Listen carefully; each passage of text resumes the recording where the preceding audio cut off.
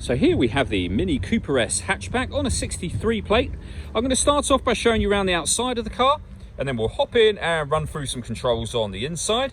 But from the outside, you can see it's a 3-door car with alloy wheels. Let's start off inside the boot and then work our way around the rest of the car from there.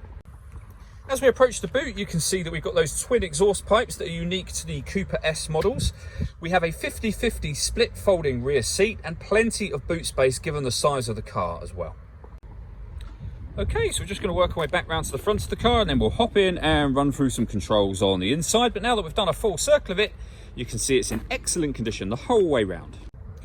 Just briefly before we climb in, I think that's why we're seeing the interior from this exterior point of view. There's plenty to run through on the dashboard, so let's hop in and we'll do that now.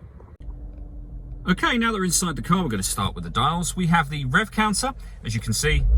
Runs around that outer edge there. We have a digital readout for the speedometer in the center. Beneath that, you can see the total miles for this car, which are 47,955. The information displayed above that can be changed using a button on the end of the indicator stalk for various bits of trip computer and fuel economy information. If we back out to the steering wheel, on the left-hand side, we have stereo and phone controls, and on the right-hand side, we have cruise control. Over in the center, we have the main speedometer for the car. And the fuel gauge just here.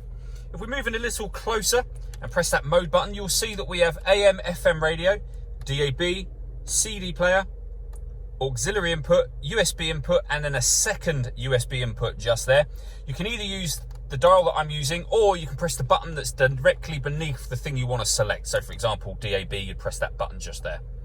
Menu is where you can pair your phone, access your onboard computer, configure things like the time and date, and then Mini will give you useful phone numbers for Mini's call center, for example. Working our way down, we have the CD player. We then have the climate control for the car. So you can adjust the temperature just here. You can increase and decrease the fan speed. You can determine where you'd like the air to be directed once it enters the car. When you're happy with those settings, that turns your air conditioning on, and of course it will turn it off again as well.